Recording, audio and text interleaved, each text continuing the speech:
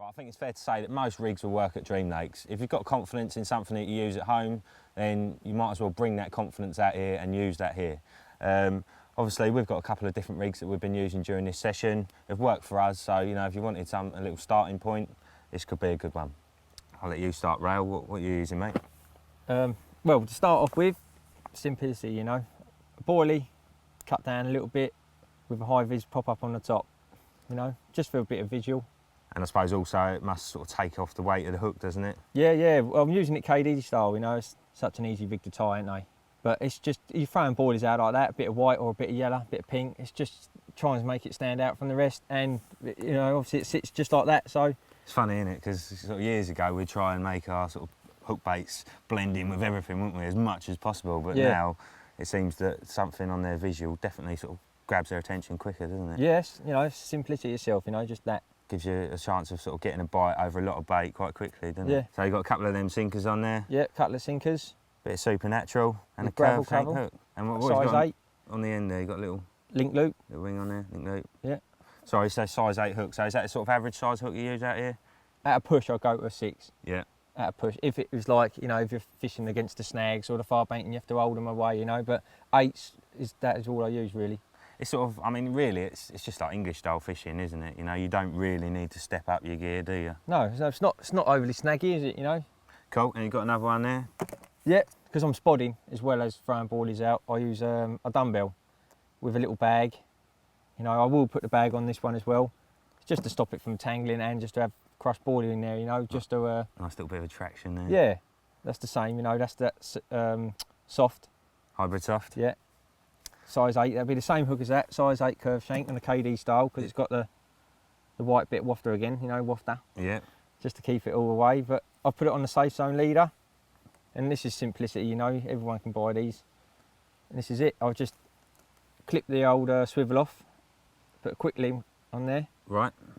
You know, and then, because some people, when you have the swivel and the quick link, you have to put a bit of rubber over, don't you? Yep. But what I do is I clip that off, put the old thingy on, thingy, you know. Leg clip? Yeah. Oh, so you sort of squashed that leg clip down a bit of it? Yeah, squashed it so it sits in there, like just pulls in just like that. And that sort of, is that like a semi-running setup then, or like a semi-fixed? Yeah, I have like a little stopper here, okay. Little 4mm bead. Yeah, I should just go like that. Got ya. You know, it just runs away. Easy, that. Quite a short hook link as well? It's like gravelly out there where I'm fishing, you know, so, and this is the one I've put over the spod, so I'll go shorter than that if I have to. You know, I've been known to use them about 3 inches long. And like, look at the lead, you know what I mean? Your bait is like there. So they're not really worried about them, you know? No. Once you get them milling around. But simplicity itself on here, you know, that's all you need on here. Definitely. Well, I've sort of obviously been using the chod rig last night, so I might as well show this. Obviously there is a lead core ban at DreamLakes, so no lead core, but I'll be honest with you, I prefer to use it without lead core anyway. Straight on the main line there, fluorocarbon main line, thread a couple of beads up. I put them on the wrong way. Obviously, I mean, you can move that really easily. Yeah. And there's no knot for it to get caught on, so it's really safe. Size 5 stiff rigger, little pop up. I like them short as well. I don't know, I suppose. Yeah, I think if I was to use a pop up, I can't. And I can use zig rigs, but I can't use a pop up 3 or 4 inches off the bottom. It's weird, isn't it? Brilliant rig, isn't it, for sort of single hook bait fishing, or just if you're spreading boilies about. Yeah, well, it proved last you night, know, didn't it? That's my favourite setup for that. It didn't take long to go last night. No. And obviously I put that on there just for the daytime. Yeah. Little bit of a visual thing on the end there. 3 ounce lead, shock leader sleeve, just literally just to sort of give it a bit of cushion. Very simple, but very effective. Yeah. And the other great thing about this, obviously, as you know, Rail, is like, you can sort of cast it pretty much anywhere, can't you? Yeah. You know, I mean, there are areas that are deep as silt out here, so you could pull it up a bit further. Yeah, you just need to pull it up a bit, don't you? Yeah, I tend to fish it quite close to the lead when it's fairly clear, because I think it just brings the lead into play a bit quicker, helps hook them, doesn't it? But, yeah. You know, real nice, simple setup that will definitely work for you if you wanted to give it a go when you come out here. Right, these days DreamLakes is a boilie only water. Now you're more than welcome to bring whatever bait you like. Obviously if you've got something you've got confidence in, you may as well bring some of that along. However, mainline sell and new Grange is kept on site. You can order it before you come, or you can just pick it up as the week goes on out here. Now it's fair to say that these two baits have absolutely dominated these waters ever since I started using here, and not just these waters, but in England as well. So you'd probably be silly not to come and use this, to be honest with you. It's such a great bait, isn't it? Yeah. How do you tend to use your bait whilst you're out here? Well, obviously you're here for a week, and it's all like frozen bait, so it is going to go off if you don't look after it, you know. And the first way, you could, you know, have to bring air drying bags. Is the best way to keep them moving. But if you want a spod, or you're fishing around on the point and obviously going baiting up, I chop mine up. Like, I won't chop all of it up. I chop, say I'm bringing 20 key, I chop 10 up and keep 10 in boilies, you know. Before you come here, you actually chop out. Right. Yeah, but obviously, I'm in a, you know, as I work at Maine, and I can get my bait and bring it here and prepare it. But if you get your bait here, what we do is when it's soft, when it comes out the freezer, because it's all here ready for you, let it thaw out when it goes soft, undo the bag, yeah, what it comes in, and lay it on the floor and ask one of the bailiffs to run over it with the tyres, and it crushes it up really quick. You know, but that's one way. You got the other way is the quarter crusher. Yep. You know. Obviously, you can do quite a few at a time, can't you? Yeah. You know, if you want to do it and you're running out, I know it's a bit hard work, you know, but I've sat there for ages before these come out and broke them. 2 hours, and I had blisters on my hand, and I broke 10 key up because that's how I was catching them. You know. I noticed around there's a little mangle machine by the lodge. So. Yeah, that's for bags, because it just goes into dust, you know what I mean? If you want to put a bag on. Yeah. Because obviously you can't use anything else, so. I mean, it is great, isn't it? You've got so many different shapes and sizes in there, so that's you know, just perfect, just leaking isn't it, out, innit? Additives and all that, because obviously, like, where it's all chopped up and broken, it's like... Millions of different sizes. Keeps them guessing as well, doesn't it, when they are actually feeding. Yep. And I noticed you put a bit of that in there as well, didn't you? Yeah, I stodge it up with this, you know, just so I can poke it in the spod. And it gives it it smells nice, doesn't it? Extra bit of scent, doesn't it, mate? Yeah, but a must is air drying bags and to keep an eye on your bait, you know, because it will go off. Yeah. Right, another little thing I suppose could be worth mentioning, rehydrating. It's not something I've done loads in the past, but when I have, it has worked for me. So obviously, like, people can air dry their baits before they come, and then when they get here, obviously just put them in some water. I actually add a bit of salt to the water and sometimes a bit of green neck mussel as well, you know, just sort of really... Trying to suck it back in. Yeah, sort of, I think a dry boilie is going to be absorbing sort of water, isn't it? Not going to kick in out as much flavour until it's full of water, isn't it? You know, so the more moisture you've got in your bait to start with, the more it should be kicking out, so it should be working for you quicker. Obviously, hook bait wise, I mean, I know you like to use your little snowman setups. Yeah, with the dumbbells. Also, I've heard that, you know, in the past you've done really well just using a single dumbbell on the bottom. Yeah, it chops and changes, you know what I mean? I start off with, say I'm fishing, I like the spod, and I like to get the fish competing, so I will fish 3 rods really close together. So I'll have like a bottom bait, like a cell dumbbell on its own, and I'll have one with like a bit of yellow, you know, so it's just sat up, one with a bit of white, and just find out what ones to go. Then I'll change all 3 rods onto them. And it chops and changes all day long. Yeah. You know, like, we've been here a few days now, and I started off on yellow, and I've moved to white, then I had a couple on pink, now it's moved back to white. It's nice to play around as well, isn't it? Yeah, Yeah, you know, if it was that easy, it'd be boring. Yeah. You know? But it's, you know, you can cast out here with anything. You can just, don't have to spod, you can just cast out, find your little area, and spray bait if you like. It's as hard as you want to make it, really, isn't it? Yeah, it's what you want to do. Another thing, sort of, we were talking about last night, weren't we? You know, just sort of fishing a different hook bait. Just sort of mesh up some of these. Just got the cell boilies in there in the crusher. And actually meshing it up. Really simple, just like you would a little PVA bag, really.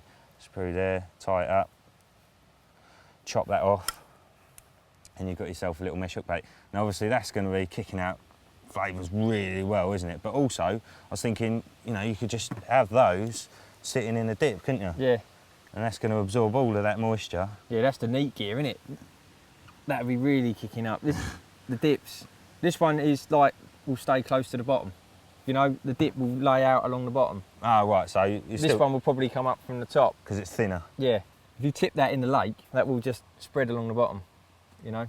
Nice. I suppose that one might actually be a little bit strong for that, wouldn't it? But the idea was that, you know, you could basically soak your crumb hook baits in anything and get loads and loads of liquid attracting in there, can't you? Yeah. I'm sure that would definitely, well, in fact I'm going to put one on later. You're just looking for an edge, aren't you, what someone else ain't doing? Yeah, something a little bit different, trying to stay one step ahead.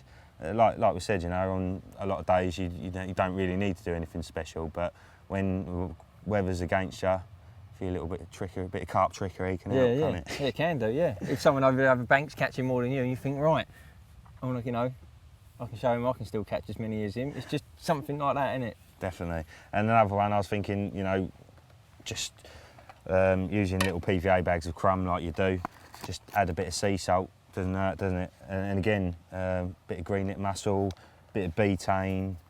There's loads of stuff you can do. Really, you could tip that in there if you wanted to. Your salt and that. Yeah, definitely. You know, it's always added attraction. It's not going to hurt, is it? Not at all, mate. No. Cool. All right, mate. Well, I think that covers most of it, isn't it? Like I say, if people have got something that they're really, you know, confident in, it's worth them bringing a bit of that, isn't it? Yeah. But you're not going to go wrong with the old Cellar Grange, are you? I think we sell these on site as well, the dumbbells and the high-vis pop-ups. So it's all there if you need it. Yeah. Excellent. You know, you might forget them or something like that, and you think, oh no, but we have got it all on site as well, you know. And the syrup, I believe we sell the syrups as well. That's lovely, that stuff, isn't it? You just want to sit there and obviously that one's nearly run out, look, so. Lovely. Okay, mate. Well, fingers crossed another one will be along soon. Yeah, that's it. There's not many rules to speak of at DreamLakes. The most obvious one is to fish sensibly and to have carp care upmost in your mind at all times. That way, fish like this will continue to grow and will be here for many years to come, thereby allowing anglers to enjoy their time here even more. The complex is thoroughly professional and around 80% of their business is repeat custom, a statistic that speaks for itself. Right, Ron, you're obviously a bit of a fan of DreamLakes. Yeah. How many times have you been here? I'd say it's over a dozen now, at least, yeah. Really? Maybe even 14, I can't remember. But way back, started when they didn't have the first bus over here, when the gear used to go under the bottom and you stayed on the top. Like, and now you had the first DreamLake one, so... Excellent. So what actually keeps... Sorry, mate. Yeah, it's just everything. The big fish for a start, and the amount that you can catch, and the fact that there's always a chance that, you know, you're never a million miles from a decent fish, you know.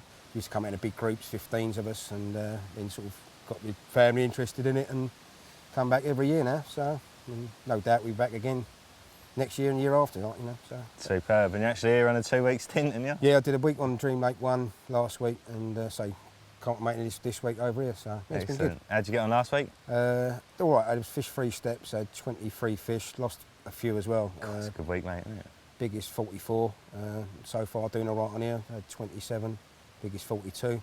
Just been outdone by my brother-in-law with a 46, but it's still time. You know, so. Excellent. But no, everything about it, so there's not a bad word I can say about the place, like, you know. So seen, you know, a few boaters come and go, like, you know, so, but no, can't fault the place at all.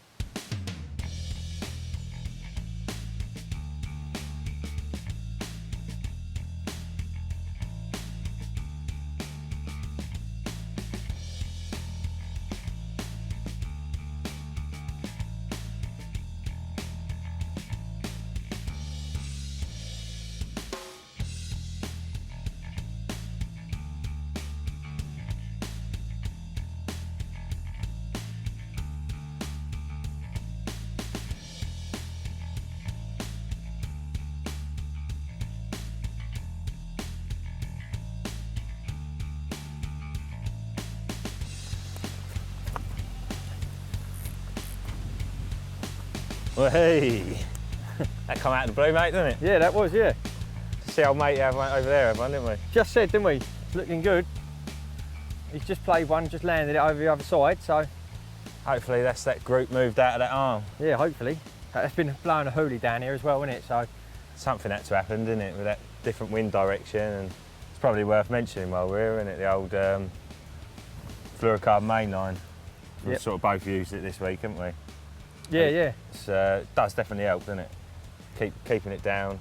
I mean, I I've notice seen- you fish it really, really slack, don't you? Yeah, I do, because the thing is, like if I was down one of the arms, I've been down there so many times and you see people with bowstring line tight, you know, line really tight, and you're thinking, fish going to go there and just go, ooh, pressure. So Definitely shy away from tight lines, don't they? Yeah. I remember on, you know, when I worked here on Lake 2, if you get the rods out for a few hours in the evening, you generally just find the biggest spot where no anglers were, wouldn't you? Because Yeah, the fish just know, don't they? That's what I mean. On Lake 2, I do, when I'm last, say I come in, like, if I just don't know if I'm turning up and I just turn up, I aim for the biggest gap. Always the best bet, isn't it? Yeah. But I would, like getting back onto the slack lines is, if you ain't got fluorocarbon, flying back leads, you know, just pin everything down. Definitely helps on here, you know. You know, you've had, what, 20 odd fish? That's pretty good going, isn't it? Yeah, 20, 25, something And like a that. 50 pound or two. Yeah. I've come out for 48 hours and managed to scrape a 40 and a 30 and a couple of 28, so you couldn't ask for much more than that, could I? No, you know. And another day, you know, we could have had one after the other, but that's fishing, mate. That is, isn't it? That's why you keep going back, isn't it? You know, we've only been here 48 hours and we've seen some awesome fish all around the complex, so it's nice to see that DreamLakes is as good, if not better than it ever has been. That's it, yeah.